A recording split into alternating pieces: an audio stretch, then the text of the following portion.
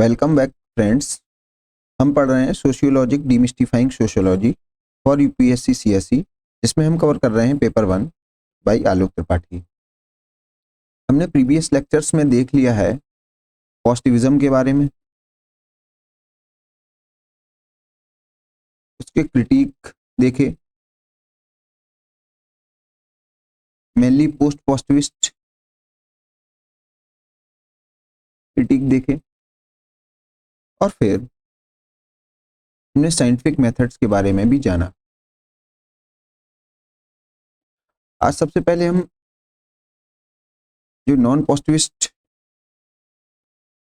Theory है उसको भी देखेंगे। उससे पहले हम देखेंगे पी बाई क्यू, क्योंकि हम एक सब टॉपिक कवर करने के बाद पी बाई क्यू जरूर रेफर करते हैं, जिससे कि हम अपने माइंडसेट को ओरिएंट कर पाएं एग्जाम के लिए। एग्जाम ओरिएंटेड माइंडसेट हम प्रिपेयर कर पाएं। चलिए देखते हैं पी बाई क्यू। जैसा कि हम कवर कर रहे हैं chapter number 2 sociology as science, इसका सब टॉपिक ये हम देख चुके हैं और इसके पी बाई क्यू भी हम रेफर कर चुके हैं। आप फिर से एक बार वीडियो पॉज करके इसको रेफर कर सकते हैं और आप आंसर करिए एक किसी कॉपी में जो हमने पढ़ाया है, क्या उससे हम ये सभी आंसर कर पा रहे हैं। और उसके बाद हमने रेफर किया था पॉजिटिविज्म एंड इट्स क्रिटिक। आज हम उसके बारे में डिस्कस करेंगे। 2025 20 मार्क्स में पूछा गया व्हाट इज पॉजिटिविज्म। ये आप इस बुक के टेक्स्ट से रेफर कर सकते हैं। मेनली डेफिनेशन देना है, कुछ कैरेक्टरिस्टिक देना है, critically analyse the major argument against it. तो आप नॉन पॉजिटिविस्ट स्कॉलर जो भी हैं, पोस्ट पॉजिटिविस्ट इसमें जो भी स्कॉलर हैं, उनके क्रिटिसिज्म को लिख सकते हैं। बहुत ईजी क्वेश्चन है ये आपके लिए। आप बुक रेफर करिए या जो मैंने आपको टेक्स्ट पढ़ाया है उसको ही बस रेफर करिए, इसमें कुछ भी एक्स्ट्रा नहीं होगा। 2022 20 marks, what are the shortfalls of positivist philosophy that give rise to non positivist methods of studying social reality. मैंने आपको बताया था कि पहले तो साइंस का जमाना, साइंस के ज़माने के बाद सोशलॉजी का ज़माना। सोशलॉजी ने शुरुआत में साइंस की तरफ ओरिएंट होने की कोशिश की, लेकिन 1900 आते आते साइंस ने अपना रंग दिखाना स्टार्ट कर दिया। World war 1, world war 2, mass destruction. तो फिर सोशलॉजी ने भी कहा इतनी खतरनाक साइंस से दूर हटना ही अच्छा है। तो फिर आगे नॉन पॉजिटिविस्ट स्कॉलर, और फिर उन्होंने अपनी कुछ थ्योरी दी। आज के लेक्चर में हम इन नॉन पॉजिटिविस्ट स्कॉलर को कवर करेंगे और यही हमें लिखना है इस आंसर में। 2021 20 मार्क्स में पूछा गया how far are sociologist justified in using positivist approach to understand social reality, explain with suitable illustration. आपको पॉजिटिविस्ट अप्रोच को बस लिख देना है और उसमें एक दो एग्जांपल्स के साथ उसको बता देना है। और आप उसको बता सकते हैं कि as time sociology is also changing, as time is changing sociology is also changing, hence prevalence of non-positivist sociology is emerging। ऐसे कुछ आप कंक्लूड कर सकते हैं। 2018 में 10 नंबर का जो क्वेश्चन पूछा गया है, explain with example the explanatory and exploratory research design. 2017 20 marks, examine the basic postulates of positivism and post positivism. मैं दोनों आपको पढ़ा चुका हूं, अब बस टेक्स्ट रेफर करिए या बुक रेफर करिए, आपको ये बड़े आसानी से आ जाएगा। 2013 में 12 मार्क्स में पूछा गया critically examine positivistic approach in sociological studies. अब आप देख सकते हैं पीवाईक्यू पढ़ना क्यों इंपॉर्टेंट हो जाता है। जो क्वेश्चन 2013 में पूछा गया सेम क्वेश्चन 2025 में पूछा गया, बस यहाँ पे 12 मार्क्स में था या 20 मार्क्स में था। तो इसलिए मैं सबसे पहले आपको पी बाई क्यू बताता हूँ, उसके बाद मैं टॉपिक रेफर करता हूँ। एक और टॉपिक है सब topic D, fact value and objectivity. इसको हम लास्ट में कवर करेंगे जब हम नॉन पॉजिटिविस्ट थ्योरी भी पढ़ लेंगे। उसके बाद हम इसको देखेंगे, तब हम इसके क्वेश्चंस को डिस्कस करेंगे। उससे पहले आज हम नॉन पॉजिटिविस्ट पढ़ने वाले हैं, तो एक बार उसके क्वेश्चंस भी देख लेते हैं और अपने माइंड को ओरिएंट करेंगे इन क्वेश्चंस के आंसर को फाइंड करने। 2023 10 marks. How does dramaturgical perspective enable us our understanding of everyday life. पहला क्वेश्चन, ये आपके लिए नया वर्ड होगा, अभी हम जब नॉन पॉजिटिविस्ट सोशियोलॉजी कवर करेंगे तब ये कवर हो जाएगा। अगर ये नॉन पॉजिटिविस्ट में नहीं होता है तो पर्टिकुलर चैप्टर होगा उसमें ये कवर हो ही जाएगा अपकमिंग चैप्टर्स में। 2022 में पूछा गया है, how does a researcher achieve objectivity in interpretative research. तो ये जो क्वेश्चन है इन दोनों सब टॉपिक डी और ई, इन दोनों का मिला के पूछा गया है, objectivity and non positivist methodologies. तो ये कहा गया है इंटरप्रिटेटिव रिसर्च में ऑब्जेक्टिविटी कैसे अचीव कर सकते हैं। तो इसमें जो वेबर का व्यू है उसके बारे में पर्टिकुलरली पूछा गया। Do you think ethnomethodology help us in getting reliable and valid data? Justify your answer. 2021 10 marks. ये जो कीवर्ड है एथनोमेथोडोलॉजी, ये बहुत कम टीचर्स समझा पाते हैं। तो ये जो टॉपिक है ये आपको एग्जाम्पल्स के साथ ही समझना पड़ेगा। मैं प्रीवियस लेक्चर्स में भी आपको बताया था, ये जब तक एग्जाम्पल्स नहीं आपको मैं बताऊंगा तब तक ये आपको समझ में नहीं आएगा। मैं कितनी भी डेफिनेशन आपको बता दूं, तो पहले आपको मैं एग्जाम्पल दूंगा, फिर मैं आपको टेक्स्ट बताऊंगा इसका, फिर आप इसकी डेफिनेशन वगैरह बड़े आसानी से लर्न कर सकते हैं। अगर ये समझ में नहीं आएगा तो आप हमेशा कंफ्यूजन में रहेंगे। 2022 20 marks. Phenomenological perspective in sociology reject many of assumption of positivism comment। अब देखिए पॉजिटिविज्म और फिनोमेनोलॉजी को कंपेयर किया गया है, तो आप देखेंगे ये जो कीवर्ड है फिनोमेनोलॉजी, ये भी बहुत सारे टीचर्स स्टूडेंट्स को अच्छी तरीके से नहीं समझा पाते हैं। तो इसका पीछे का कारण क्या है? क्योंकि वह एग्जाम्पल्स को रिफर नहीं करते हैं। ये भी टॉपिक ऐसा है, अगर मैं आपको एग्जाम्पल नहीं बताऊंगा और मैं बस बुक की डेफिनेशन ही आपको बताता रहूं तो आप ये टॉपिक नहीं समझ पाएंगे। तो मुझे डे टू डे लाइफ में जो भी एग्जांपल्स हैं वो मैं आपको बताऊंगा जिससे आप इस टॉपिक को रिलेट कर पाएं। क्योंकि ये जो टॉपिक हैं फिनोमेनोलॉजी, एथनोमेथोडोलॉजी, इनको कहा जाता है कॉमन सेंसिकल अप्रोच। मीन्स ये आम आदमी की बातें हैं, और अगर ये आम आदमी की बातें हैं तो आप जब इसको पढ़ रहे होंगे तो आपको लगेगा यार इसमें क्या ही है, ये जो मुझे बता रहे हैं ये तो आम है, ये तो सभी जानते हैं। तो फिर आप उस पर कभी विश्वास नहीं कर पाएंगे, यार ये भी ऐसा भी हो सकता है। मीन्स आप खुद पे डाउट करेंगे, यार इतना इजी कैसे हो सकता है, मीन्स ये तो कॉमन सेंस है, ऐसे कुछ आप अपने पे डाउट करेंगे और आप हमेशा टॉपिक में कॉन्फिडेंट महसूस नहीं करेंगे। इसलिए मैं आपको एग्जांपल्स दूंगा। 2018 20 marks. Is non positivistic methodology scientific? Illustrate. elaborate the main tenets of interpretative perspective in sociology। तो मैक्स वेबर के बारे में यहाँ पे पूछा गया। Examine ethnomethodological and phenomenological perspective as critique as positivism। देख रहे हैं आप, जो 2017 में 10 मार्क्स में पूछा गया वो रिपीट हो गया 2020 21। Non positivistic methodology is essential for understanding human behaviour discuss. यहाँ पे नॉन पॉजिटिविस्टिक मेथोडोलॉजी के बारे में पूछा गया। 2014 in what way interpretive method is different from positivistic approach in study of social phenomena. अब देखिए ये जो क्वेश्चन है 2014 में पूछा गया, लगभग मिलता जुलता क्वेश्चन आपको 2017 में भी मिल जाएगा। पूरा नहीं तो इसका हाफ पार्ट तो आपको यहाँ पे देखने को मिल ही गया। तो इसलिए पीवाईक्यू बहुत इंपॉर्टेंट हो जाते हैं और पीवाईक्यू ही रिपीट करते हैं, और आप अपना जो माइंडसेट है वो पीवाईक्यू से ही ओरिएंट कराइए। चलिए अब देखते हैं अपने टॉपिक को, नॉन पॉजिटिविस्ट मेथोडोलॉजी।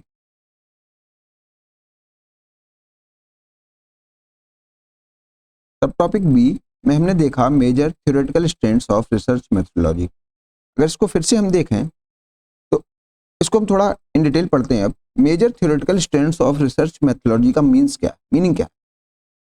इसका मीनिंग है रिसर्च करते वक्त, सोशियोलॉजिकल रिसर्च करते वक्त कौन सी थ्योरी यूज होती है, मींस सोशोलॉजिस्ट का माइंडसेट क्या रहता है। तो कुछ सोशोलॉजिस्ट का जो माइंडसेट है वो है पॉजिटिविस्टिक ओरिएंटेशन का, कुछ है नॉन पॉजिटिविस्टिक ओरिएंटेशन का। जो पॉजिटिविज्म में हम पढ़ते हैं वो पढ़ते हैं फुल्ली पॉजिटिविस्ट या पॉजिटिविस्ट और पार्शियल पॉजिटिविस्ट। इसको हम पहले ही पढ़ चुके हैं, इसको भी थोड़ा बहुत पढ़ चुके हैं, बचा हुआ कार्ल मार्क्स जब हम थिंकर चैप्टर में करेंगे उसमें पढ़ लेंगे। तो ये तो अपना टॉपिक लगभग क्लियर हो चुका है। अब बात आती है नॉन पॉजिटिविज्म की। ये बहुत इंपॉर्टेंट है और नॉन पॉजिटिविज्म ही लोगों को बहुत कम समझ में आता है। तो इसको समझाना एक टीचर के लिए बहुत बड़ी बात होती है और मैं ये आपको समझा के रहूँगा। सबसे पहले इसका क्लासिफिकेशन देख लेते हैं, फिर धीरे धीरे एग्जाम्पल्स के साथ देखेंगे ये कैसे समझाया जा सकता है। आप देख सकते हैं इस बुक में मैंने कितने एग्जाम्पल्स लगाए हुए हैं, जो कि मैंने बहुत सारे या तो न्यूज़पेपर से लिए हुए हैं कटिंग, जैसे मैं आपको दिखाता हूँ, जो आपको बहुत, या तो मैंने मीम लगाए हुए हैं, ये देखिए, तो मीम से आपको समझाने की कोशिश करूँगा। कुछ मैंने जनरल सेइंग्स देखी हैं वो लगाने की कोशिश करी है, कुछ और मीम्स लगाए हैं, इससे आपको समझा पाऊँ कि फिनोमिनोलॉजी और एथनोमेथोडोलॉजी, जो देखने में तो बहुत कठिन कंसेप्ट समझ में आते हैं। ये देखिए बहुत सारे एग्जांपल्स मैंने यूज किए हैं। ये एक पेपर की कटिंग है जिसको मैं बताऊंगा फिनोमिनोलॉजी के आधार पर, एथनोमेथोडोलॉजी के आधार पर। ये देखिए, ये भी देखिए एग्जांपल, ये भी एक मैंने एग्जांपल लगाया है और बहुत इजी लैंग्वेज में। और उसके बाद फिर मैंने दोनों फिनोमिनोलॉजी और एथनोमेथोडोलॉजी को कंपेयर भी कर दिया है, जो स्टूडेंट को कोई डाउट रह ही ना जाए। अल्टीमेटली जब वो टॉपिक क्लियर कर रहे हो, फाइनल कर रहे हो, तो वो आंसर लिखने की हालत में हो। तो ये सब रहेगा अपना लेक्चर फ्लो। हाँ, ये चैप्टर बड़ा है या टॉपिक बड़ा है, तो हम इसको 2 पार्ट्स में या 3 पार्ट्स में देखेंगे। चलिए, नॉन पॉजिटिविज्म, इसका एक स्टैंड है पोस्ट पॉजिटिविज्म। हमने पोस्ट पॉजिटिविस्ट के बारे में पहले ही पढ़ लिया है। ये लोग क्या कहते हैं, ये कहते हैं सोशलॉजी को साइंस कहें या ना कहें, इससे पहले आप ये बताइए सोशलॉजी और साइंस का तो कोरिलेशन की बात अलग है, या आपस में कन्वर्ज कर रहे हैं कि नहीं। आप साइंस में क्या ही अच्छा है ये बता दीजिए मुझे। ऐसा कुछ मानना है पोस्ट पॉजिटिविस्ट का, जिसमें हमने प्रीवियस लेक्चर्स में पढ़ा है, कार्ल पॉपर, थॉमस कुन, इन सब की हम आइडियोलॉजीज, बातचीत देख चुके हैं। तो यहाँ पे अब दोबारा इसको हम रिपीट करेंगे नहीं। इसको हमने जो पढ़ा था वो क्रिटिक ऑफ पॉजिटिविज्म में ही पढ़ लिया था। इसके बाद एक और स्टैंड है, वो है इंटरप्रेटिविज्म। इसको जब हम वेबर पढ़ेंगे, मीन्स जब वेबर ऐसे सोशल थिंकर कर रहे होंगे तब पढ़ेंगे, मीन्स आज या अगले 2 लेक्चर्स में इसको नहीं देखेंगे। तो हम देखेंगे क्या, हम देखेंगे एंटी पॉजिटिविज्म। लेकिन उससे पहले आप जान लीजिए इंटरप्रेटिविज्म मीन्स होता है रिवाइजिंग पॉजिटिविज्म। मीन्स इस पॉजिटिविज्म को कुछ रिवाइज करना है। मीन्स अगर रिवाइज करना है तो क्या नहीं करना है, रिजेक्ट नहीं करना है। मीन्स इंटरप्रेटिविज्म तो लिखता हूं वेबर, रुकिए। जो वेबर है वो ये कहते हैं आप पॉजिटिविस्ट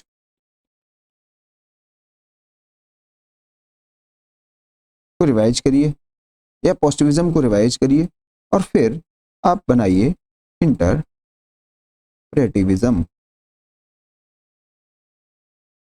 मीन्स क्या कह रहे हैं, एक और एग्जांपल के साथ बताता हूं।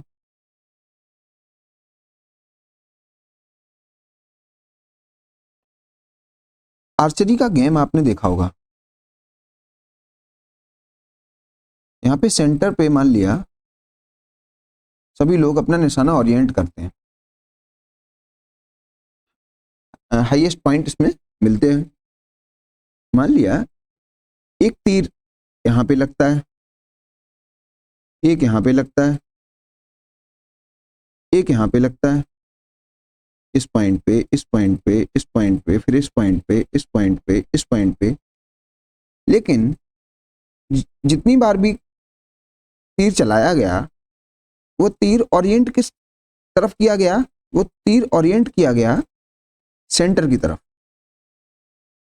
अब एनालॉजी देखते हैं वेबर की। वेबर भी कहते हैं आप सोशल रिसर्च ओरिएंट को तो करिए पॉजिटिविज्म की तरफ,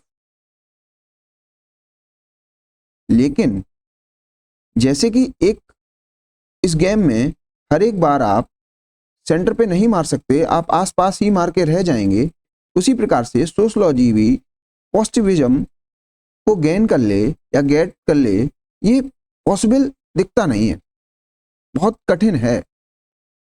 इम्पॉसिबल तो नहीं है लेकिन डिफिकल्ट बहुत है, ऐसा कुछ कहते हैं वेबर। तो ये कहते हैं अगर डिफिकल्ट बहुत है पॉजिटिविज्म या साइंटिफिक मेथड को लगा पाना सोशोलॉजी में, तो इसलिए जो वेबर बात करते हैं वो ये कहते हैं आप ओरिएंट अपनी रिसर्च करिए पॉजिटिविज्म के जैसे, मीन्स आप कोशिश करिए कि आप साइंटिफिक रहें। लेकिन अगर आप नॉन पॉजिटिविस्ट भी हो जाते हैं तो इसमें भी कोई हर्ज नहीं, क्योंकि आपने जो अपने ओरिएंटेशन रखा वो कहीं ना कहीं पॉजिटिविज्म की तरफ रखा। अब आप शायद कुछ समझ पा रहे हो, लेकिन और क्लियर तभी होगा जब हम वेबर को पढ़ेंगे। लेकिन अब आपको ये क्लियर हो गया होगा कि इंटरप्रेटिविज्म को हम नॉन पॉजिटिविज्म में क्यों रख रहे हैं, क्योंकि इंटरप्रेटिविज्म में ये कहा जाता है कि आप पॉजिटिविज्म या साइंटिफिक मेथड्स को सोशल रिसर्च में बहुत मुश्किल से अचीव कर सकते हैं, या अचीव करना नामुमकिन जैसा ही है, ऐसा कुछ सोचना है इंटरप्रेटिविस्ट का। ये तो बात हुई इंटरप्रेटिविज्म की, और इनके जो मेथड है उसको कहा जाता है वस्टियन मेथड। जैसे यहाँ पे पॉजिटिविस्ट क्या लगाते हैं, साइंटिफिक मेथड, ये हम पढ़ चुके हैं। तो ऐसे ही यहाँ पे लगता है वस्टियन मेथड्स, ये भी हम पढ़ेंगे वेबर में, ठीक है। ये इसके मेथड देख लिए। अब बात करते हैं एंटी पॉजिटिविज्म की। ये टोटली रिजेक्ट कर देते हैं पॉजिटिविज्म को। ये लोग कहते हैं आप कैसी बातें कर रहे हैं फैक्ट की, डेटा की, और बोल रहे हैं वैल्यू ना हो रिसर्च में। ऐसा कुछ हमने पढ़ा था ना पॉजिटिविज्म में, वैल्यू फ्री या वैल्यू न्यूट्रलिटी की बात करते हैं, ये सब नहीं हो पाएगा, ये मना कर देते हैं एंटी पॉजिटिव। तो ये रिजेक्ट कर देते हैं पॉजिटिविज्म को। तो इसमें भी दो स्ट्रैंड हैं, एक मैक्रो ट्रेडिशन कहा जाता है, एक माइक्रो ट्रेडिशन कहा जाता है। मैक्रो ट्रेडिशन में ये सोसाइटी को एक बड़े पर्सपेक्टिव में देखते हैं, उन्हें कहा जाता है रिफ्लेक्सिव थ्योरिस्ट। रिफ्लेक्सिव थ्योरिस्ट में भी क्रिटिकल थ्योरिस्ट, फेमिनिस्ट थ्योरिस्ट और पोस्ट मॉडर्निस्ट, ये जो भी रिफ्लेक्सिव थ्योरिस्ट हैं ये पॉजिटिविस्ट नहीं होते हैं, क्योंकि ये साइंस और सोशलॉजी में कोई सिमिलरिटी नहीं देखते हैं। और दूसरा, ये वैल्यू लेडन रिसर्च करते हैं। वैल्यू लेडन कैसे? फेमिनिस्ट स्कॉलर ये मान के चलती है कि वह फीमेल की वॉइस रेज करेगी ही करेगी। तो यहाँ पे ये वैल्यू है इसकी क्या, एंटी पैट्रियार्की। ये जहां पैट्रियार्की देखेगी चिल्लाने लगेगी, या जो भी नॉन फेमिनिस्ट स्कॉलर है वो चिल्लाने लगेंगे। ऐसे ही क्रिटिकल थ्योरिस्ट जहां पे भी पावर स्ट्रक्चर के द्वारा शोषण हो रहा होगा तो वहां पे वो वॉइस रेज करेंगे। मींस ये भी अपनी वैल्यूज खुले तौर पे दिखाते हैं, ये अपनी वैल्यूज छुपाते नहीं हैं। ऐसे ही पोस्ट मॉडर्निस्ट ये कहते हैं मॉडर्निटी में रखा ही क्या है भाई, इसमें कुछ भी नहीं, आदमी के पास समय नहीं है, पहले बढ़िया था। ये भी अपनी वैल्यूज छुपाते नहीं हैं, ये भी कहते हैं हमारी वैल्यूज क्या हैं, go back to Vedas type की, पुराने समय में चलिए, इसमें नए में क्या रखा है। और ये मॉडर्निटी की बहुत सारी कमियां भी दिखाते हैं। तो आप देख रहे हैं इनकी जो वैल्यूज हैं, इनकी जो विचारधारा है वो ये खुले रूप से बताते हैं। तो इनकी जो रिसर्च है, सोशल रिसर्च है, वो भी वैल्यू फ्री तो कहीं नहीं जा सकती है, तो फिर ऑब्जेक्टिव भी नहीं कही जा सकती है। अगर इन दो पैरामीटर्स पे खरी नहीं उतरती है तो इसको पॉजिटिविस्ट भी नहीं कहते हैं। अगर पॉजिटिविस्ट नहीं कहते हैं तो क्या कहते हैं? Anti positivist.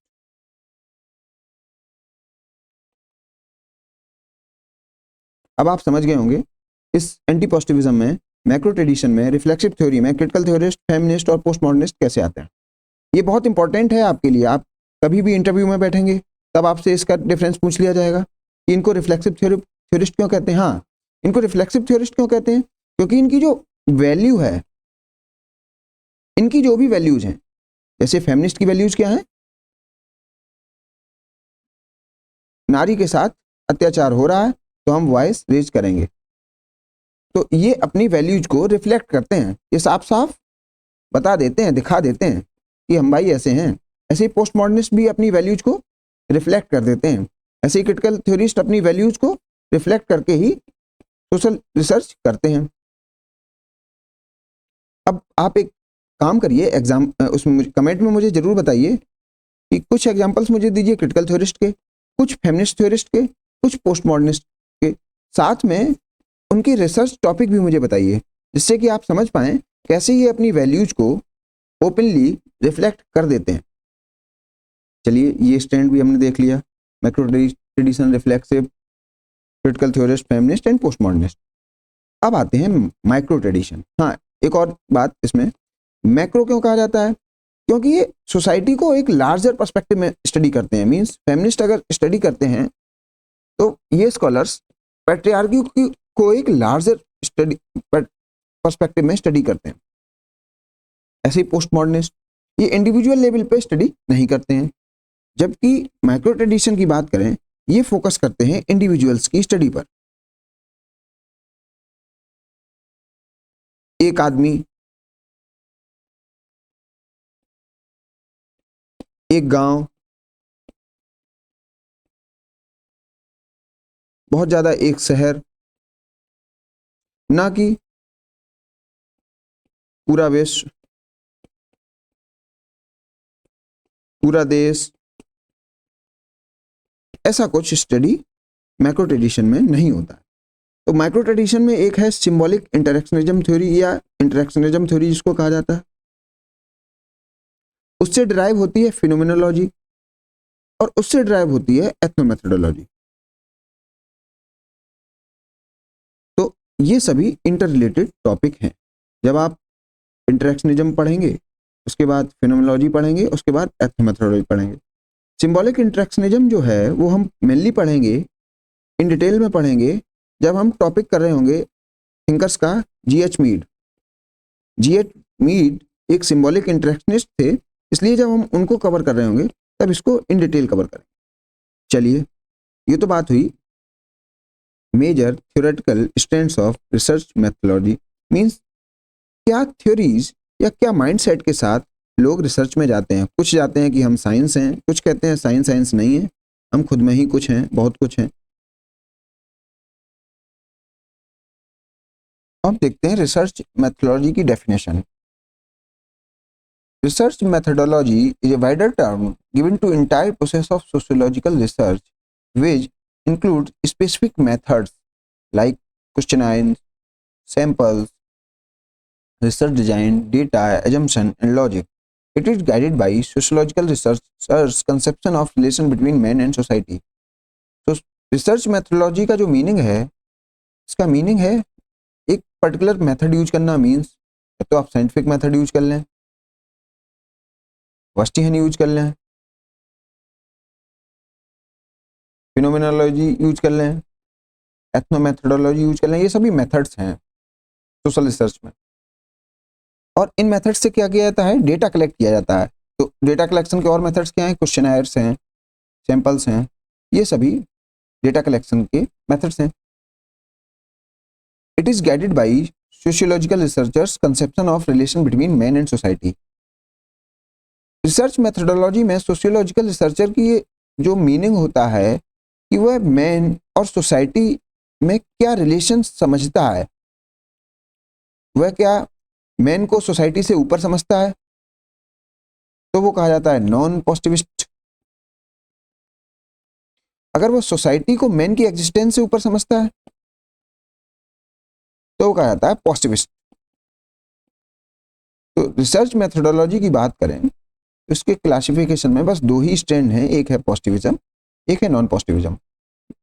मैं आपको कोशिश कर दूं कि बहुत सारी बुक्स में डिफरेंट डिफरेंट क्लासिफिकेशन दिए गए हैं, वो लेकिन सही नहीं है। ऐसा ही एक क्लासिफिकेशन ये भी है, लेकिन आप इसको रेफर ना करें, ये बस मैंने लिख दिया है क्योंकि यहाँ पे कंफ्यूजन ये है कि लोग पॉजिटिविस्ट में कॉन्फ्लिक्ट थ्योरिस्ट को भी डाल देते हैं, और कॉन्फ्लिक्ट में वो मार्क्सिस्ट और फेमिनिस्ट को भी डाल देते हैं। लेकिन अगर फेमिनिस्ट को आप पॉजिटिविस्ट में डाल देंगे तो फेमिनिस्ट तो वैल्यू फ्री रिसर्च कर ही नहीं पाएंगे। बस ये यहाँ पे एक प्रॉब्लम है। तो इसलिए आप इसको रेफर ना करिए, आप इस क्लासिफिकेशन को रेफर करिएगा। रिसर्च मेथड्स जो हैं वो पढ़ेंगे हम चैप्टर नंबर 3 में।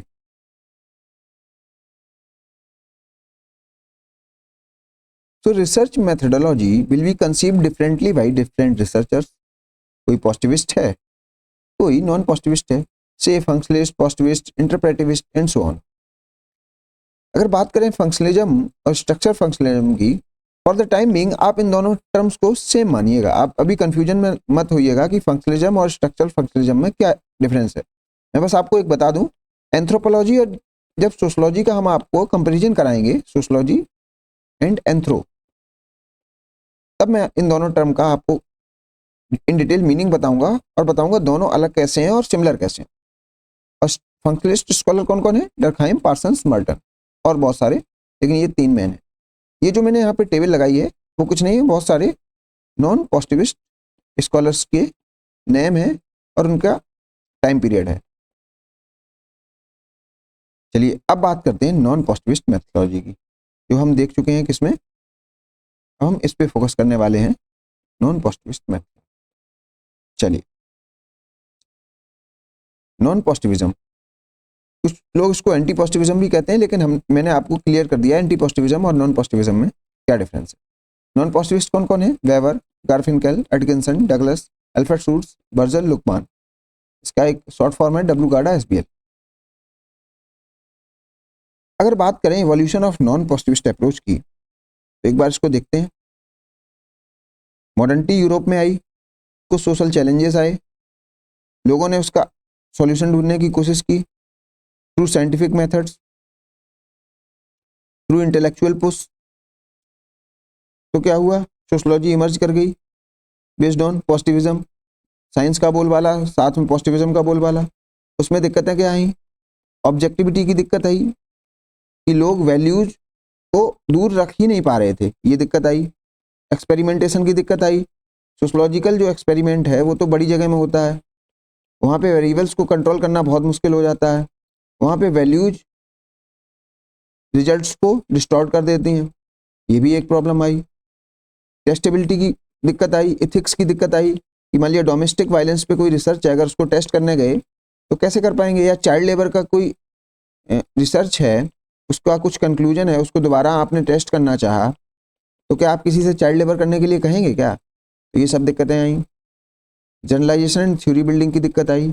इसलिए इन सब दिक्कतों के कारण जो कि पॉजिटिविस्ट सोशोलॉजी में जनरेट हुई या उनके रिस्पॉन्स में आई, emergence of non positivist approach या क्वालिटेटिव अप्रोच। हाँ, मैं आपको एक और यहाँ पे बात बता दूं, पॉजिटिविज्म को मेनली क्वांटिटेटिव अप्रोच कहा जाता है और नॉन पॉजिटिविज्म को क्वालिटेटिव अप्रोच कहा जाता है। क्वांटिटेटिव क्यों? क्योंकि यहाँ पे आप क्वांटिफाई कर पाते हैं, मीन्स आप फैक्ट्स को कलेक्ट कर पाते हैं, फैक्ट्स कलेक्शन पे जोर है। यहाँ पे क्वालिटेटिव क्यों कहा गया? क्वालिटेटिव क्योंकि यहाँ पे वैल्यूज पर फोकस है।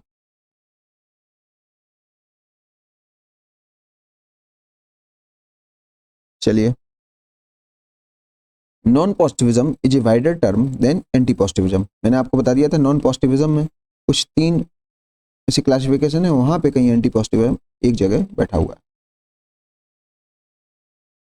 नॉन पॉजिटिविस्ट कौन कौन है? एंटी पॉजिटिविस्ट को भी नॉन पॉजिटिविस्ट कहा जाता है, पोस्ट पॉजिटिविस्ट को भी नॉन पॉजिटिविस्ट कहा जाता है और इंटरप्रेटिविस्ट को भी नॉन पॉजिटिविस्ट कहा जाता है। Use of qualitative research methods non positivism में होता है, ना कि साइंटिफिक मेथड्स और quantitative methods in case of non positivistic research. ये भी क्लियर हो गया। A large number of scholars beginning with Weber started questioning the applicability of the scientific methods in sociology.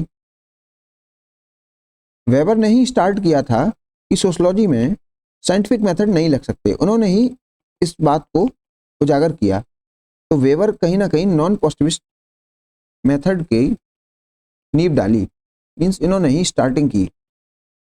According to the non positivist, the scientific method is not the appropriate method for sociological research because the subject matter of sociology is fundamentally different from the subject matter of physical science or natural science. इसको मैं example के साथ बताता हूं तो और clear हो जाएगा। नेचुरल साइंस में आपने क्या किया,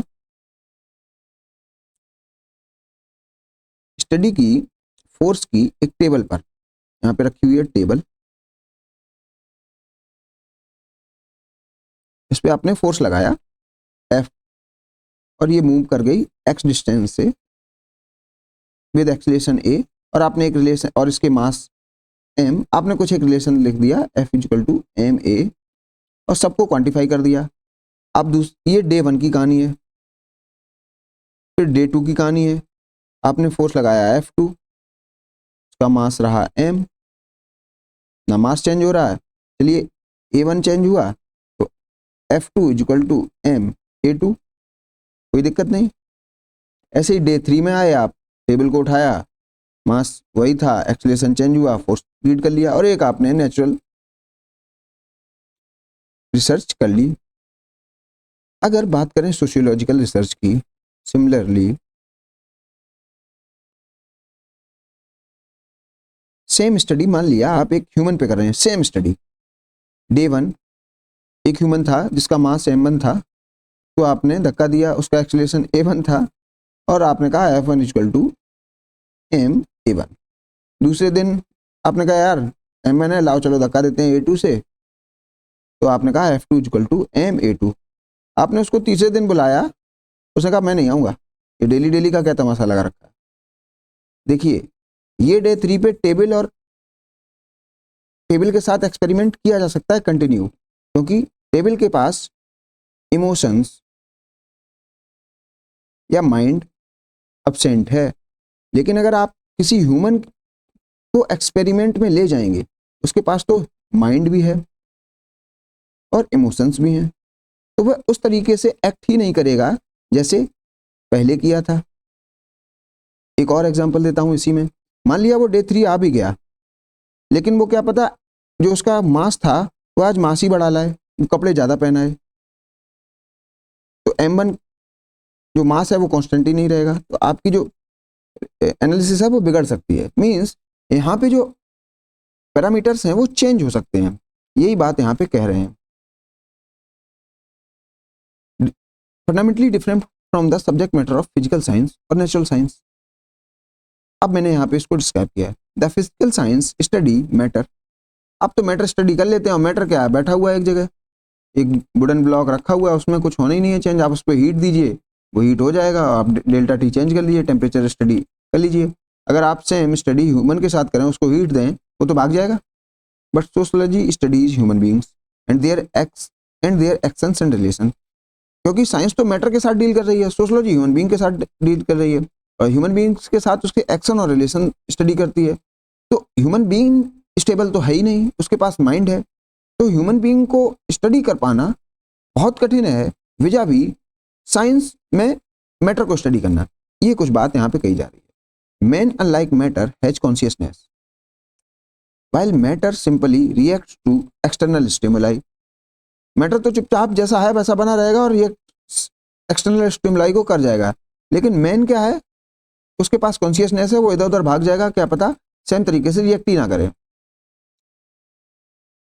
physicist can therefore observe the behavior of matter multiple times and identify underlying pattern। Physicist तो पैटर्न ढूंढ सकते हैं, आप कहिएगा आप ह्यूमन में पैटर्न ढूंढने को आ जाएं तो नहीं मिलेगा।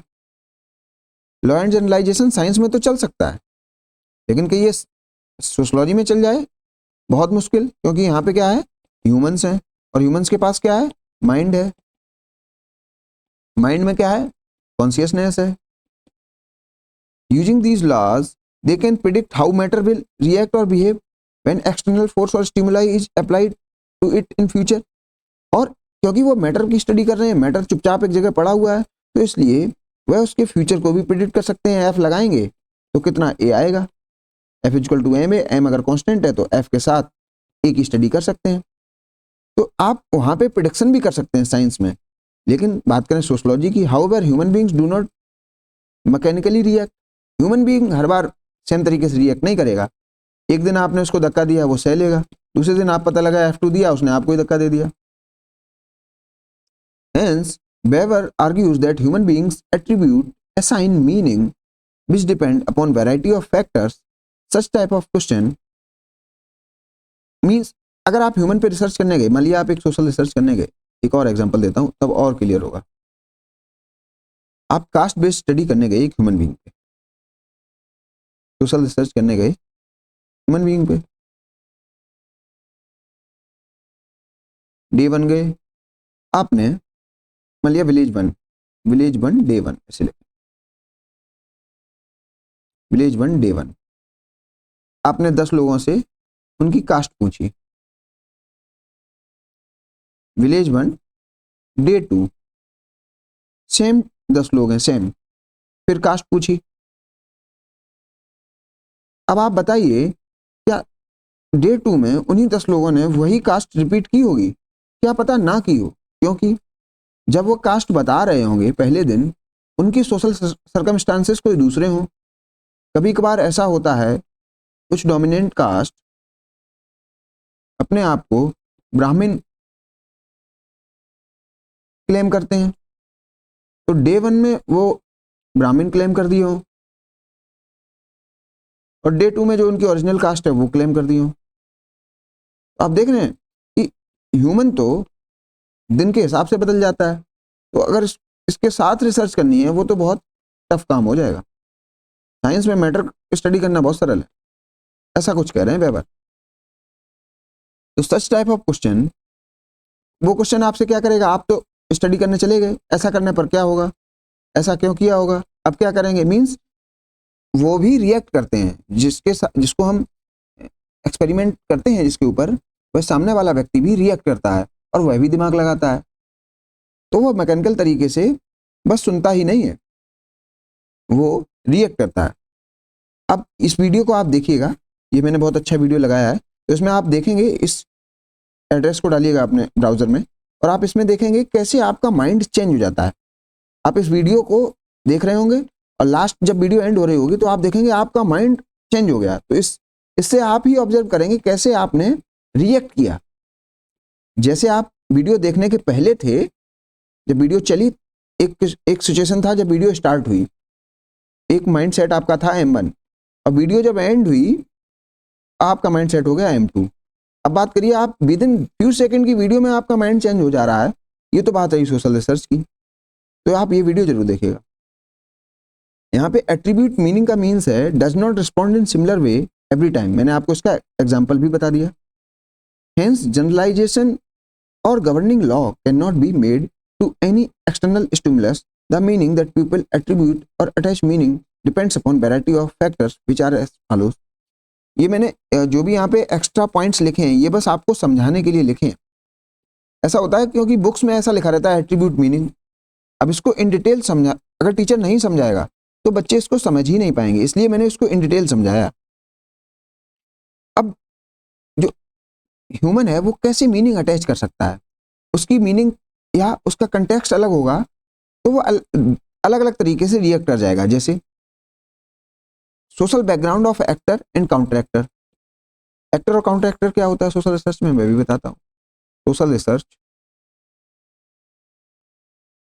या सोशल सिचुएशन में, सोशल एक सिचुएशन लेते हैं, सोशल सिचुएशन। यहाँ पे एक टीचर है, स्टूडेंट है, यहाँ पे एक सोशल एक्ट हो रहा है। सोशल एक्ट क्या है? टीचिंग। अब आप मुझे बताइए इसको सोशल एक्ट क्यों कहा गया, इसको अकेला एक्ट क्यों नहीं कहा गया? सोशल एक्ट इसलिए कहा गया टीचिंग को क्योंकि ये किसी सोशल ग्रुप को ओरिएंट करके हो रहा है, मतलब किसी सोशल ग्रुप को मानकर किया जा रहा है। टीचर अगर पढ़ा रहा है तो वह स्टूडेंट को मानकर पढ़ा रहा है, नहीं तो वो डांस भी कर सकता था, लेकिन क्योंकि उसके सामने स्टूडेंट बैठे हैं तो वो टीचिंग करेगा, तो इसलिए इसको कहा गया सोशल एक्ट।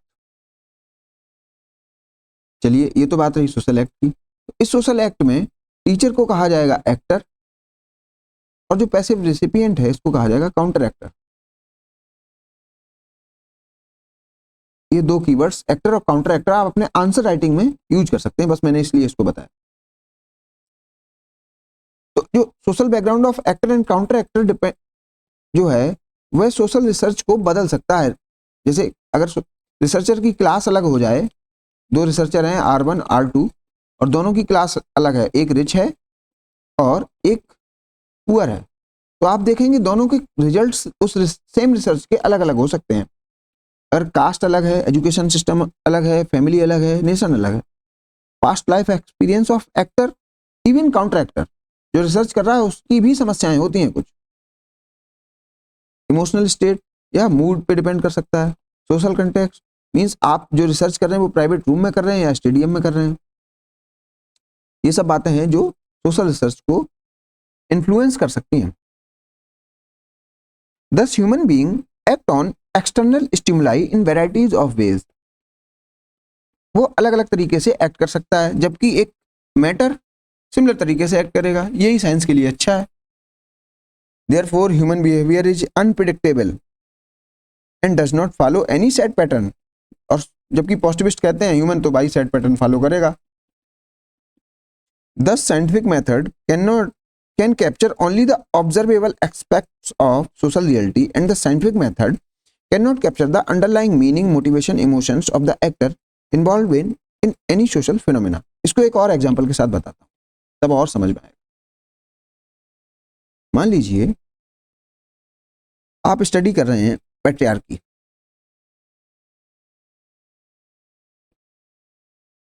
आप एक पॉजिटिविस्ट स्कॉलर हैं, ठीक है। एक हाउस में गए H1 और एक उस हाउस में है मदर, फादर और डॉटर। अब पैट्रियार्की के बारे में पूछना है तो आपने सबसे पहले डॉटर और मदर को बुलाया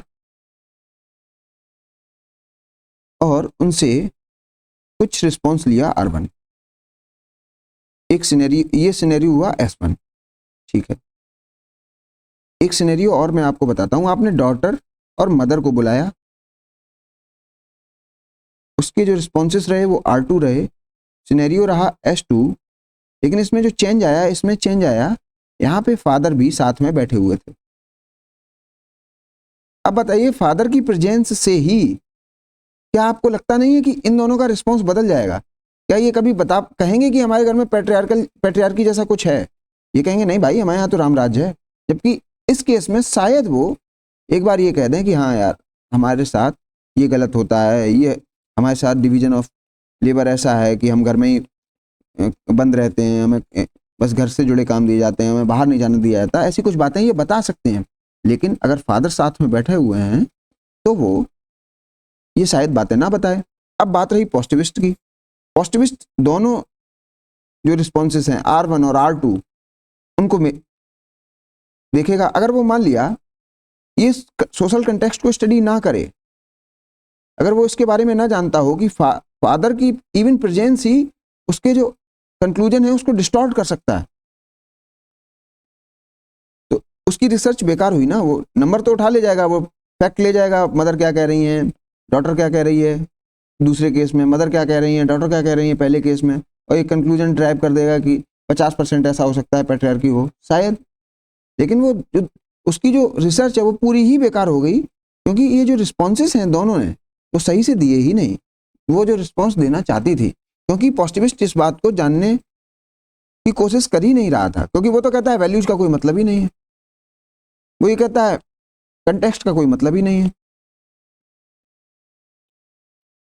तो आप समझ गए, the scientific method capture only the observable aspects. Observable aspects क्या, जो उसको मदर और डॉटर बता दे रही है वो ठीक है, चाहे पहले केस में बता दे सिनेरियो 1, या मदर डॉटर जो दूसरे केस में बता दे, उसे मीनिंग, मोटिवेशन, इमोशन से कोई मतलब नहीं। According to non positivist there is no underlying pattern to govern human conduct, laws और generalisation can not be formulated. अब आप समझिए कि इवन एक आदमी की प्रेजेंस पूरी सोशल रिसर्च को इम्पैक्ट कर सकती है, तो क्या आप जनरलाइजेशन दे सकते हैं सोशोलॉजी में? एक बहुत थॉट प्रोवोकिंग क्वेश्चन है आपके लिए, और यही कुछ नॉन पॉजिटिविस्ट भी कहते हैं। वो कहते हैं जनरलाइजेशन छोड़िए, बस आप रिसर्च करिए और ह्यूमन पे फोकस करिए और उसकी वैल्यूज को भी देखिए, उसके कंटेक्स्ट को भी रीड करिए।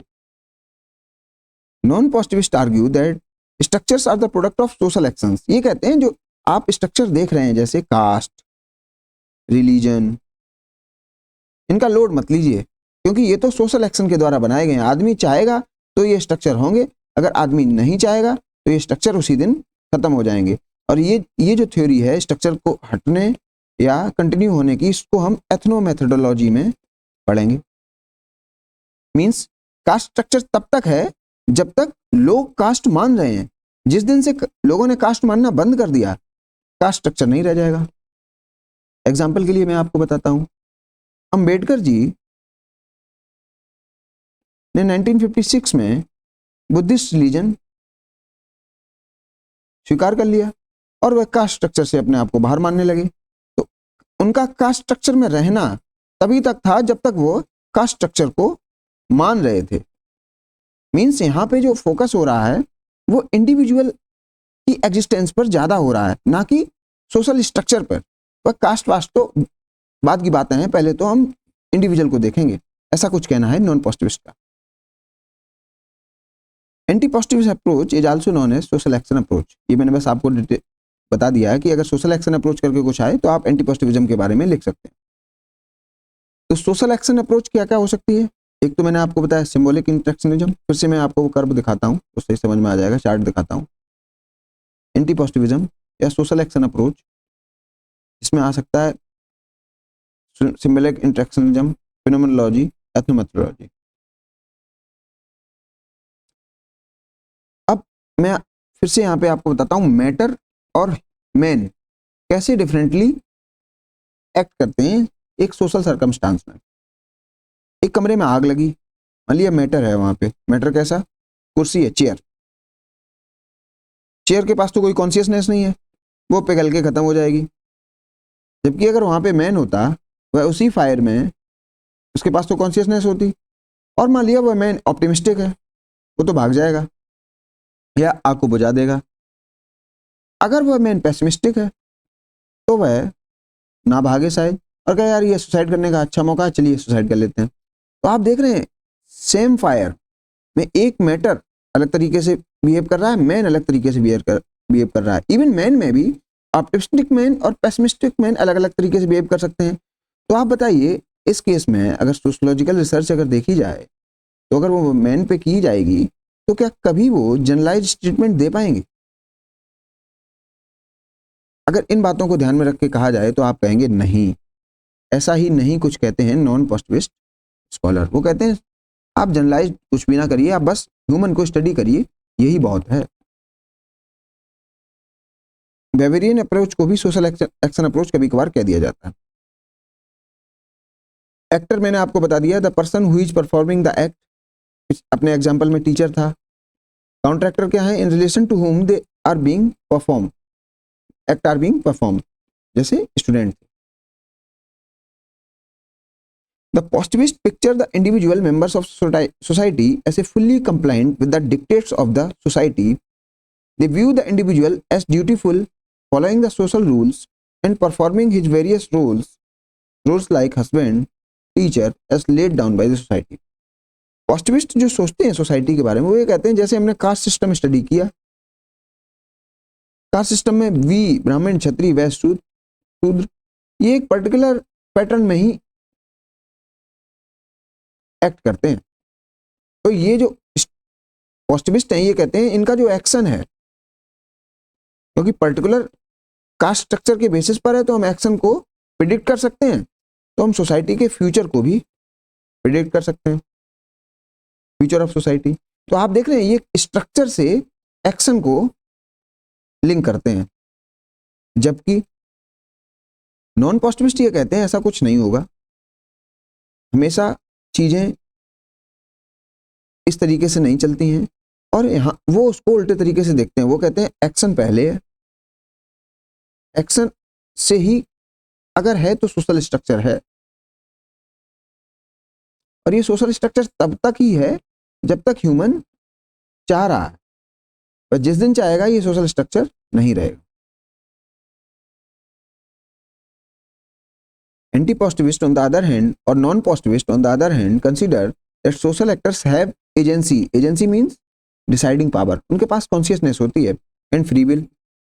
Individual social actor may take a cue hint from the guidelines laid down by the society, but they exercise their own mind and judgments.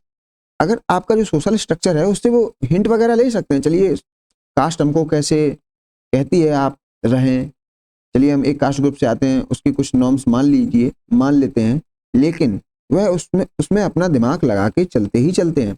एक और एग्जांपल देता हूं, जब हम पेपर 2 पढ़ेंगे उसमें हम इसको समझेंगे। अगर हम वर्णा स्टडी करते हैं, वर्णा सिस्टम को स्टडी करते हैं, तो उसमें देखते हैं ब्राह्मण, क्षत्रिय, वैश्य, शूद्र, ऐसी कुछ हायरार्की बनी हुई है। इस टाइप की स्टडी जो करते हैं वो कहे जाते हैं पॉजिटिविस्ट। वो इसको मान लेते हैं ये पूरे भारत में या जहां जहां कास्ट सिस्टम है वहां ऐसा कुछ है। लेकिन मैं आपको कुछ सोसाइटी बता रहा हूं, मैं उसके नाम बाद में बताऊंगा जब मैं पेपर 2 पढ़ा रहा हूँ। मैं बस उस सोसाइटी को S1 लिखे दे रहा हूँ। उस सोसाइटी में एक सोसाइटी है, मान लिया वहां पे जो जाट लोग हैं, जाट,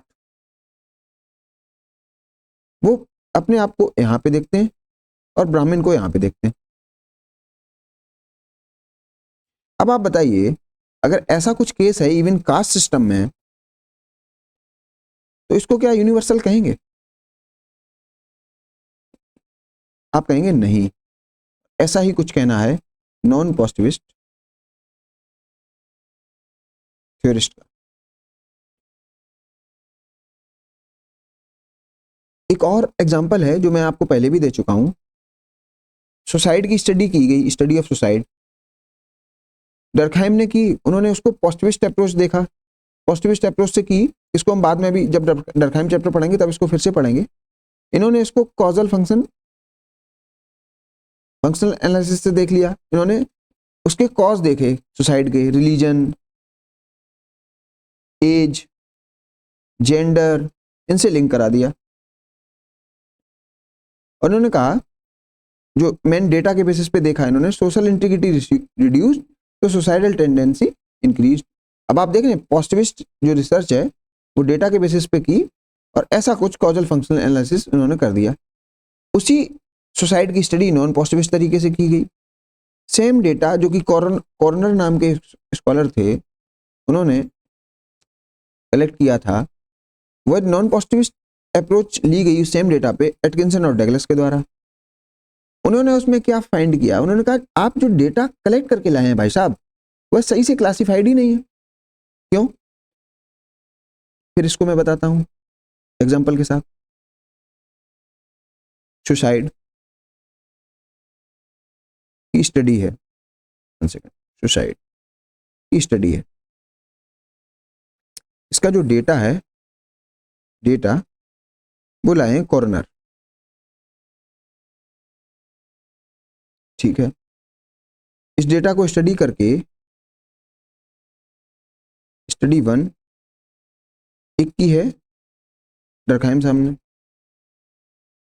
और इन्होंने कह दिया सोशल सॉलिडारिटी, समाज जितना जुड़ा होगा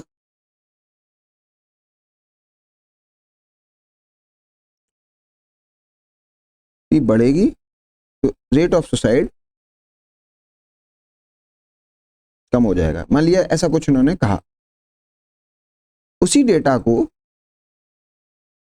बेसिस पर स्टडी करी गई स्टडी 2 जो एटकिंसन ने की। सबसे पहले इन्होंने रेज किया क्वेश्चन कि आप जो डेटा ला रहे हैं, कॉर्नर डेटा लाए हैं, वही गलत है। क्यों? वो कह रहे हैं आपने जिसको सुसाइड कह दिया, वो है आपने सुसाइड कैसे कहा, आपने क्लासिफाई कैसे कर दिया सुसाइड, क्या पता वो मर्डर हो। ठीक, जो आपने बहुत सारी डेथ्स ऐसी रही होंगी जो आपको नेचुरल लग रही हो और उसको आपने सुसाइड कंसीडर किया ही ना हो, उसका क्या होगा। दूसरा, इनका जो आपका सोर्स रहा डेटा का, वो आपने मान लिया पुलिस स्टेशन से डेटा उठा लिया, तो पुलिस स्टेशंस में जो सुसाइड का नंबर होता है वो तो बहुत कम दिखाया जाता है, जानबूझकर वो कम दिखाते हैं। तो अगर डेटा में ही इतना डिस्टॉर्शन है तो रिजल्ट आप ऐसा कुछ कैसे निकाल सकते हैं, ये कुछ कह रहे हैं एटकिंसन। तो सेम डेटा, सेम टॉपिक, लेकिन उसके जो रिजल्ट्स हैं वो अलग अलग हैं। ये मैंने यहाँ पे बताया, data of suicide is incorrectly classified as suicide. सबसे पहले सुसाइड का डेटा ही सुसाइड ना हो, क्या पता मर्डर हो लेकिन सुसाइड कह दिया हो। Data in facts are always questionable, जैसे सुशांत सिंह राजपूत की डेथ है, कॉर्नर जैसा साइंटिस्ट गया होगा, उसने कह दिया होगा यार ये तो सुसाइड समझ में आ रही है, लेकिन अभी तक ये क्लियर नहीं हो पाया ये डेथ थी, सुसाइड है या मर्डर है।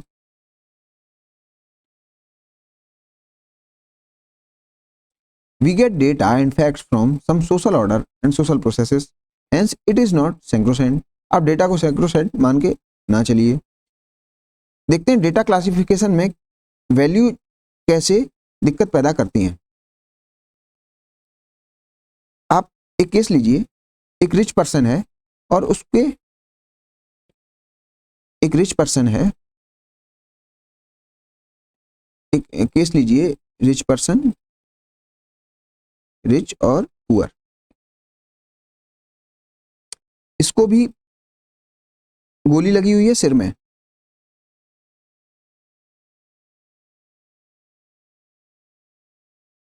और पुअर को भी सिर में गोली लगी हुई है। अब आप बताइए एज पर यू सुसाइड क्या है और मर्डर क्या है।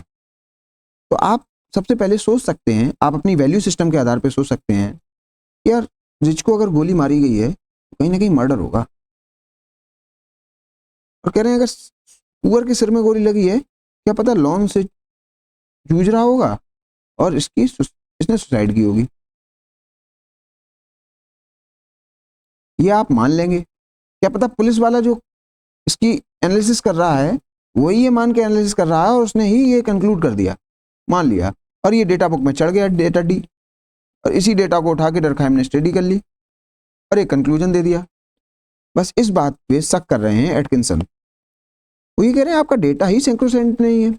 आप इस तरीके से अगर वैल्यू सिस्टम डेटा में आ जाता है और आप वैल्यू को छोड़ ही दे रहे हैं, आप वैल्यू पे फोकस करते ही नहीं है, तो आप डेटा को रीड ही नहीं कर पाएंगे सही से, डेटा को क्लासीफाई नहीं कर पाएंगे सही से, डेटा क्लासिफिकेशन में ही दिक्कत है।